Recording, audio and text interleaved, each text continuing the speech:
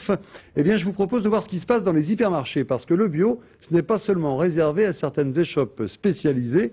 Les hypermarchés se sont engouffrés dans cette brèche. Ils veulent, dans un premier temps, rassurer leurs clients, leur montrer qu'ils peuvent leur donner des bons produits.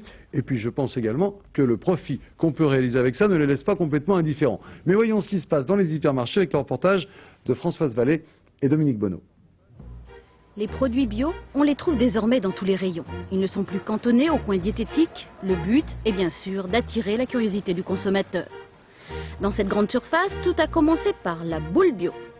Un pain certifié agriculture biologique sans produits chimiques. Il représente aujourd'hui la deuxième vente du rayon après la baguette.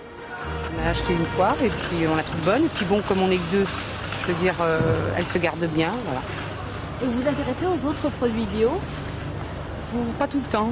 Non, pas forcément. Si on savait tout ce qu'il y avait dans les aliments, on ne mangerait plus. Alors bon, là, oui, je prends du bio, mais vous savez, est-ce qu'il y a vraiment... Est-ce que c'est vraiment mieux fait? Comme ce client, beaucoup de gens se posent des questions. Les grandes surfaces le savent et cherchent à les rassurer. Toutes s'intéressent au bio. La part du chiffre d'affaires bio est encore petite. Par contre, ce sont des produits qui se développent très rapidement. Nous, on a dépassé nos prévisions de vente. On est à plus 40% par rapport à ces prévisions.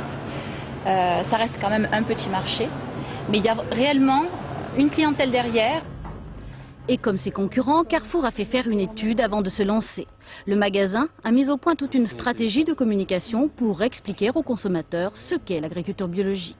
La cible, c'est vraiment des gens qui, potentiellement, c'est vous et moi, enfin des gens qui ne sont pas des militants du bio, qui juste sont intéressés, sont concernés par leur santé, par l'avenir de la planète, parce qu'ils donnent à manger à leurs enfants, et qui ont envie globalement de manger mieux, voilà, plus sain, en se souciant un peu de ce qui se passe en amont des produits, comment ils sont cultivés, avec quel effet sur la planète, et de l'effet des produits dans leur corps.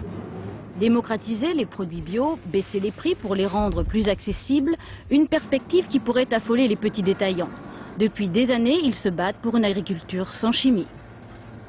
Les grandes enseignes se sont positionnées sur le bio pas à la légère, elles se positionnent de façon durable et c'est d'autant mieux parce que ça fera des surfaces en bio reconverties, plus nombreuses et donc je dirais que ça va dans le bon sens au niveau du respect des sols, du respect de l'environnement au niveau de l'agriculture.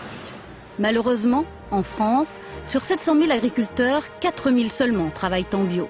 Les grandes surfaces vont devoir s'approvisionner à l'étranger pour satisfaire la demande. Voilà, alors